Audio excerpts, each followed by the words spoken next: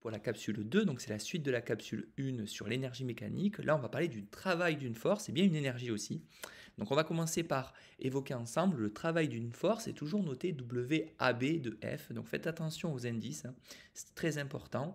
AB est légèrement en indice vers le bas, et puis le vecteur F permet d'évaluer l'efficacité d'une force à déplacer un objet de A vers B. Donc évidemment, on va devoir avoir une formule à connaître par cœur, ce travail de la force grand F sur la distance AB, elle est égale à la force, donc en newton, fois la distance AB, fois le cosinus de l'angle que fait F avec AB.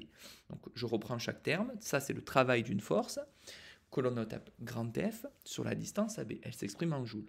F, c'est la force en newton, AB, c'est la distance en mètres, et enfin, nous aurons toujours à évaluer l'angle que fait F avec AB.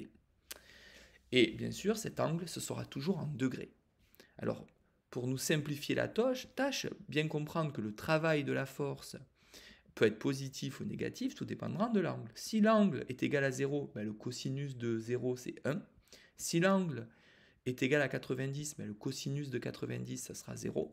Et enfin, si l'angle fait 180 degrés, dans ces cas-là, le cosinus de 180, ça fait moins 1. Ainsi, le travail peut être positif. Dans ces cas-là, la force aide au déplacement sur AB. Il n'y a pas meilleure force si, par exemple, je prends un angle de 0 pour déplacer tout simplement un objet de A vers B. Donc, on parle de travail moteur. Puis enfin, on peut parler du travail négatif, donc on parle alors de travail résistant, si la force n'aide pas au déplacement sur AB. Donc je vais vous donner des astuces maintenant. Donc l'astuce à retenir est la suivante. Première astuce pour le travail du poids. Si le travail du poids est égal, donc ça vous retenez par cœur, ça vous évite de réfléchir sur l'angle. Parce que parfois ça peut être délicat. Le travail du poids sur le chemin AB est égal alors à plus ou moins mgh. Le travail du poids, donc c'est en joules, ça c'est la masse, ça c'est l'intensité de la pesanteur, et enfin h c'est la hauteur. Il ne vous reste plus qu'à réfléchir sur le signe plus ou moins. Retenez la chose suivante. On choisit le signe plus si le poids aide au déplacement. Généralement, vous le savez, quand on descend, le poids aide au déplacement. On parle de travail moteur. De la même façon, on peut choisir le signe moins si le poids n'aide pas au déplacement. Généralement, quand on monte, le poids n'aidera pas au déplacement. On parle alors de travail résistant, négatif.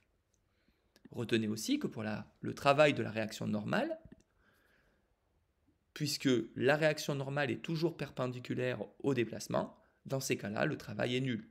En effet, rappelez-vous, le cosinus de l'angle que fait F avec AB est égal à 90 degrés dans ces cas-là. Donc dans ces cas-là, le travail de la réaction normale sera nul.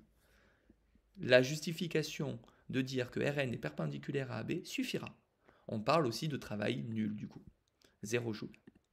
Enfin, il reste une dernière force pour l'astuce, c'est le travail de la force de frottement. C'est quelque chose d'assez connu. Il n'y a pas meilleure force pour résister au déplacement. Dans ces cas-là, le travail de cette force de frottement est égal à moins F fois AB. En effet, F s'oppose toujours au déplacement. Donc l'angle ferait 180 degrés, et dans ces cas-là, on trouverait moins 1. Le cosinus de 180 étant égal à moins 1. Ainsi, on parle de travail nul, pardon, là on parle de travail résistant, corrigé. Donc là, il faut barrer ça et travail résistant. Voilà, cette capsule est terminée. Je vous propose de nous revoir très bientôt pour la capsule 3 sur la puissance et le théorème de l'énergie mécanique. A très bientôt.